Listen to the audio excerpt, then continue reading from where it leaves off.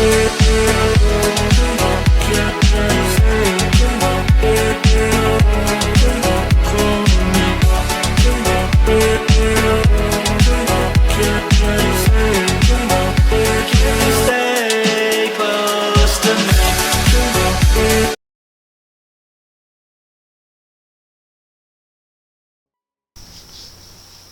day everyone, welcome back. I hope you are doing well with God's grace and guidance. So for this time, I want to share to you the MySQL environment as one of the topic in our subject. So first thing to do, we are going to open the SAMP control panel. If you try to remember it right, the XAMPP application was already been installed during our previous discussion. So in order for you to activate XAMPP in your computer system, just press in or just press the window key of your keyboard and just search for XAMPP control panel. Just click on this, and then looking at your taskbar, you have already drawn the icon for the XAMPP control panel. Okay, so this is the control panel of your XAMPP. Okay, so for you to be able to open this, just click on that icon, and if you try to look at it, this is now the control panel of our XAMPP. Okay, so for us to be able to show the environment of MySQL, we need to start our Apache together with our MySQL services respectively. So I'm going to show you the first environment of MySQL, because there are two environments. We have there the command prompt or the text interface environment, and then the other one we have the GUI or GUI, graphical user interface. So I'm going to discuss first the GUI or the graphical user interface. Okay, so for us to be able to open the graphical user interface, in this interface you could see the environment already of the MySQL by of course creating database, creating tables, showing all the records, and so forth and so on. So in doing that, you just click on the admin button. So clicking on the admin button, you are going to automatically a browser will be open. So doing this, of course, make sure that your Apache is running, because your Apache will serve as your server. Okay, stopping this, of course, cannot run your browser, your local host. So it's already open. So here is the environment of MySQL. Okay, so you have here, you could see here the different databases, system databases. System meaning those are the default database or databases installed or embedded in this application. Then of course you could see there also the user created databases. In order for us to create our database, you just click on the new button. But by the way, you could see here different tabs in managing your database. Okay, so databases will show all the databases created. You have there the SQL, structured query language, where you could run your script, you could run your queries. Okay, later on you have here status. Okay, the status of the traffic, received, sent, total, and so forth and so on, the number of connections in your MySQL. Okay, and then user accounts. You have here, of course, the user accounts. Okay, wherein every user could create his or her user accounts with of course a username and password. Later on, if you're going to make a network application or LAN-based application using MySQL as your database, then we have export. If you want to export the data, or if you want to bring out the data from a certain database and then putting it in another server. So this is one way of exporting or of bringing out the data from this machine to other machine. Okay, of course we have also import. Import meaning you are going to bring in a database from outside source into your own server or machine. Then of course settings, replication, variables, jar sets, and so forth and so on.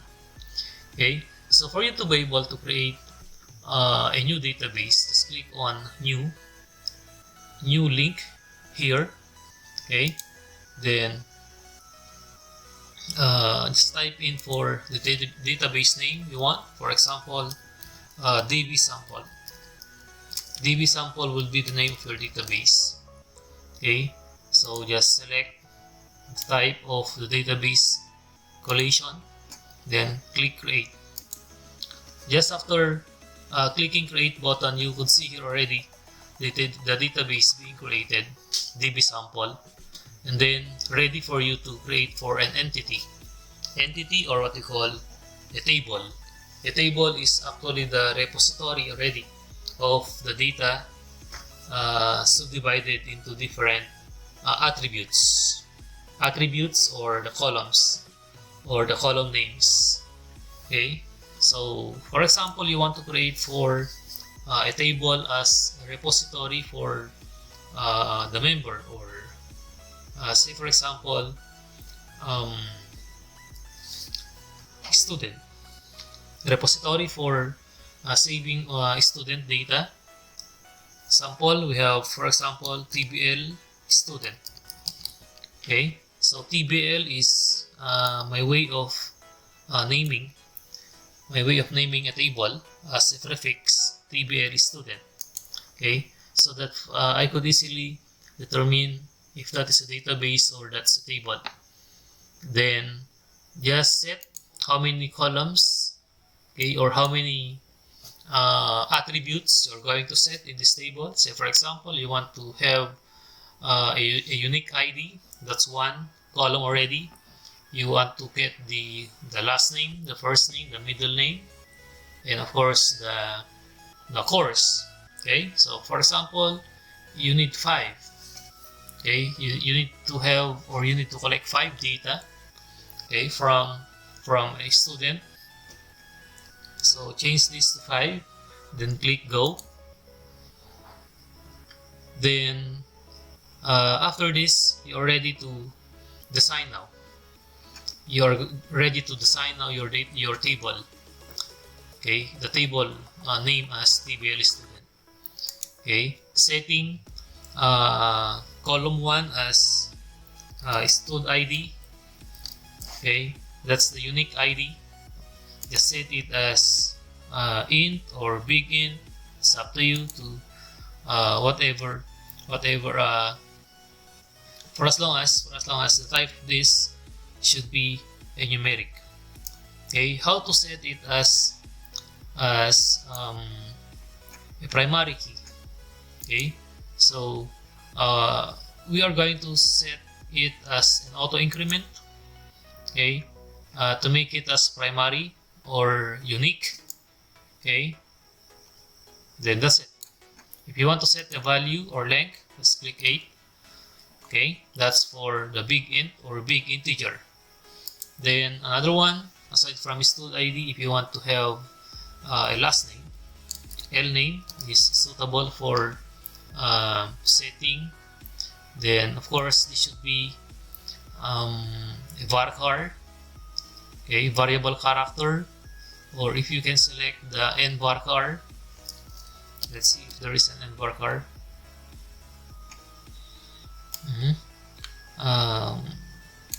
No, so it should be a variable character, a combination of any character found in your keyboard.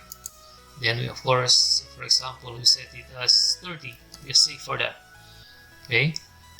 Then next we have the first name. Okay, same varchar 30, and then we have also the middle name or m name. Same varchar 30, and lastly, for example, you need to get the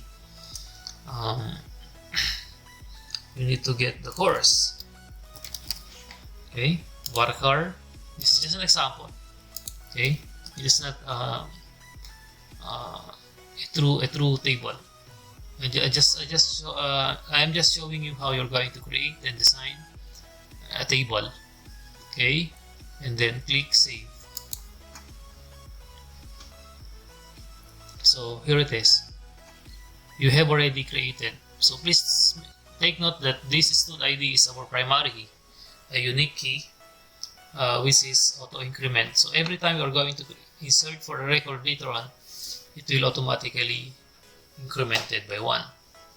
Okay, so how about if you want to insert for a record on a TBL student? So we have here insert. Okay, insert, then you could set for one record, for example, Ursulum Daniel Taruk, and then my course would be DIT. Okay, so if you want to insert one record only, just click or just ignore the ignore checkbox, check, and then just click go. But if you wish to have 2 records to be inserted, uncheck this, but make sure you're going to fill up these fields. Okay, so we need to have 1 record only. Just click go. Okay, so here is now the SQL or the structured query language. Okay, and then go. Then that's it. 1 query. Okay, 1 or inserted row. We have already 1 record in our. Oh, we have already 2. Sorry for that. Okay, so for you to delete. Okay, so that's it.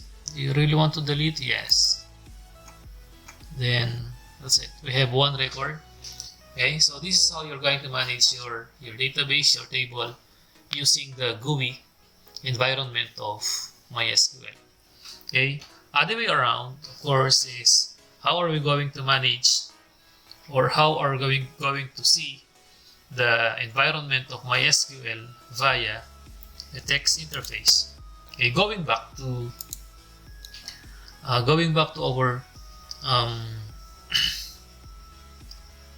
control panel, just click on the shell. So this is now the text interface for us to be able to manipulate our database using MySQL. So for us to be able to access our database or MySQL, we are going to change the directory of our XAMPP. So by changing it by typing cd, then we're going to browse for this directory. So we're going to use XAMPP folder under MySQL folder, then bin. Okay, so if we are inside that folder already or directory, we will just run mysql.exe. Okay, so that's U stands for the username. Okay, so username, default username is root. Then for the password, if you want to enter for the password, okay, just use 2 dash, then password, enter. So just enter here the password if you have set the password during the installation of your MySQL. But if no password was been set, just press enter, meaning that's no password has been set. Okay, so we already access our database engine for MySQL. Okay, so in showing for all the databases in our MySQL, just run this. Okay, show databases semicolon. So we have here already the databases, okay, being created. Ito yung mga nakita natin kanina doon sa GUI environment or GUI environment. Okay, so if you want to create for a database, just run, okay, or just run this command, create database,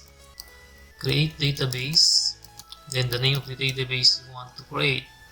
So db sample, but this time TI or text interface, because what we have created earlier is GUI. Okay, so semicolon to end this statement, then press enter to run. Query okay, one row affected, meaning we have already created for a database. Now, if you want to create a table inside that database, okay, first thing to do, you should use the database being created, because there are so many databases here already present in our MySQL. Before creating for a table, you must select first what table or what database where you are going to create. Okay, so in doing that, you are going to use a command use, then the name of the table or database you have created. Okay, use db sample ti semicolon. Okay, so the message should be database change, meaning okay, you have already used that database and ready for you to create for a table. The syntax for creating a table should be or would be create table tbl users, for example, because you will be creating for the different users of a system or an application. Create table tbl users. If you are going to run this sorry if you're going to run this, you would see an error message.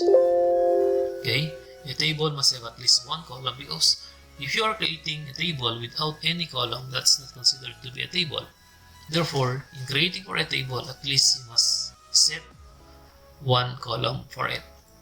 Okay, so going back, create table tbl users.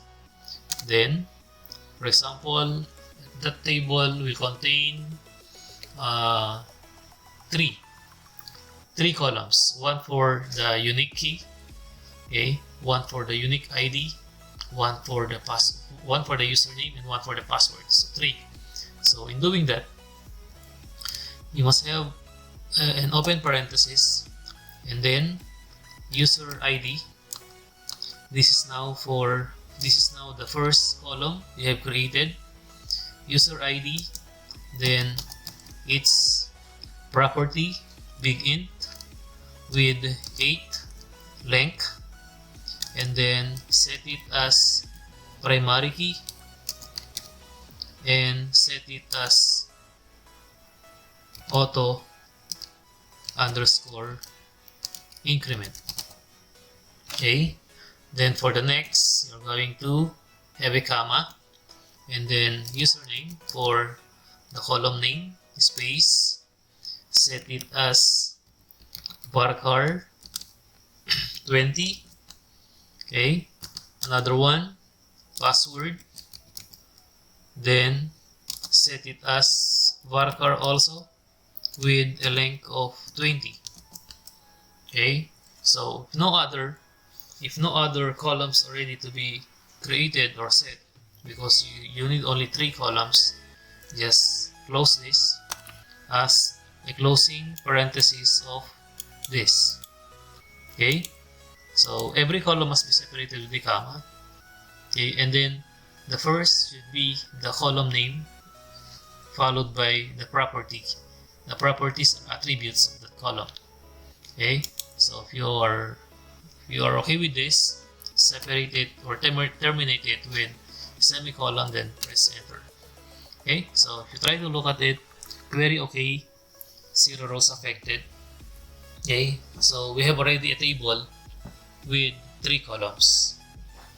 Okay, so next thing to do, we are going to insert now, just like what we have done with the previous discussion, the previous method of manipulating our table using GUI. So mag-insert na tayo ngayon. So insert into tbl sample. The name is tbl sample underscore ti values. Okay, the values are, of course, we need to have primary key. Blanco lang yan kasi auto increment siya. Password is Daniel. Okay, or username is Daniel, but don't forget to close that with a single quote since that is a varchar, and then the password is guapo. Okay, sana walang aangal. Then if you are okay with this, then terminate it, then enter to run.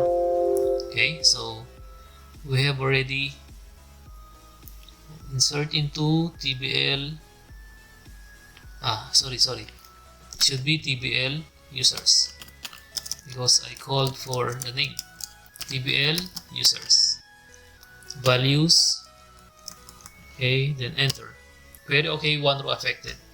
If you want to look at that record we have inserted, okay, of course you need to browse, select asterisk from tbl users. Okay, so here is now our table content. Okay, that's now our table content. Okay, and so forth and so on. So anything you want to do, for example, you want to delete, you want to edit, okay, you want to manipulate whatever data you have in your table, in your database, and so forth and so on. Okay, you can use this environment in doing that. So, okay, so we have the GUI, a graphical user interface, and of course we have the text interface. So I hope you learned something about this tutorial. So for our succeeding videos or tutorials, we're going to dig deeper on the different statements or SQL statements for you to be able to manipulate your database. Okay, so that ends my presentation for now. Thank you for watching. Have a good day.